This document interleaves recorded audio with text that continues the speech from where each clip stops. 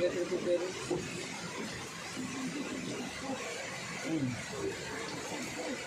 Case రాసిచ్చారా? గుర్తు పెట్టుకున్నారా ఏమన్నా?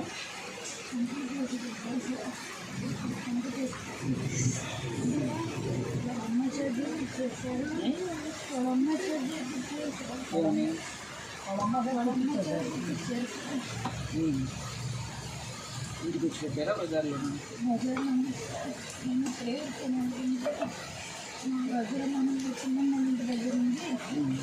మొన్నటి కేసు రిజిస్టర్ చేశారా? టైటిల్ ఇచ్చారు, తీసుకోలేదు.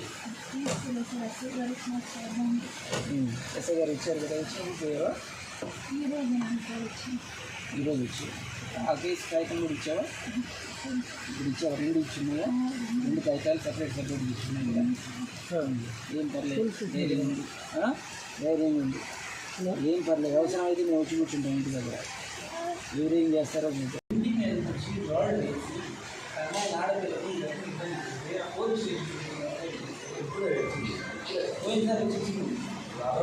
మాట్లాడాను, పోయినసారి వచ్చింది, మనం ఏం చేయలేదు కాబట్టి ఈరోజు కూడా అడిగిన బజార్లో పడుతుంది.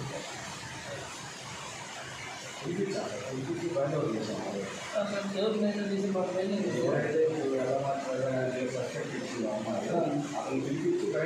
ఓన్ పర్సన్స్ బయట చేస్తే ప్లేస్ చేస్తే బయట ఎఫ్ఐఆర్ కావాలి. మీరు ఎఫ్ఐఆర్ చేస్తే నేను ఇక్కడ నుంచి చేస్తాను. నాకు అది కూడా కావాలి. ఆ రోజు ఎఫ్ఐఆర్ కావాలి. నాకు ఇచ్చిన రసీదు, ఇచ్చిన కేసుకి రసీదు కావాలి. అంటే ఈ రకంగా ఓన్లీ 4 నెలలని కార్యక్రమని వీళ్ళనే గౌరవం చేస్తున్నారు. ఇది మీరు ఒకవేళ మాట్లాడుకోండి. నాకు మొన్నటిది ఎఫ్ఐఆర్ కావాలా, ఇప్పుడు ఎఫ్ఐఆర్ కావాలా, కాకపోతే మాత్రం నేను లక్ష్యం కాదు, నేను బయట తీసుకుంటాను. నాకు అయ్యేంత వరకు నేను ఎక్కడి నుంచి వెళ్ళాను. మీరు ఎంత టైం అయినా కానీ నేను ఎక్కడి నుంచి వెళ్ళాను.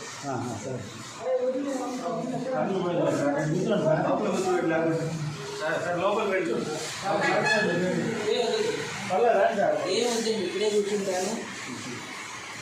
నాకు న్యాయం జరిగేంత వరకు ఇక్కడే కూర్చుంటాను. నా కార్యకర్తకి అదే ఆడపిల్లను పట్టుకొని బజార్లో పుట్టేటంటే ఎందుకంటే ఏం లేదు.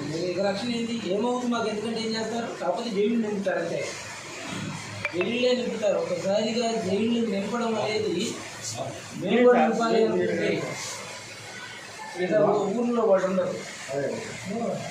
ఏదన్నా 2 మొన్న అమ్మాయి ఇచ్చింది కంప్లైంట్కి రసీదు కావాలి, ఇప్పుడు దానికి రసీదు కావాలి. ఇచ్చేంతవరకు ఇక్కడే ఉంటాం. ఎవరు ఏ కేసులు పెట్టుకున్నా ఏం పర్లేదు, నా మీద పెట్టుకున్నా ఏం పర్లేదు.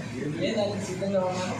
ఆ వర్క్ వెళ్ళి మర్యాద ఏం అవసరం లేదండి. నేను కామన్ మ్యాన్గా వచ్చాను, నా కార్యకర్తల కోసం వచ్చాను.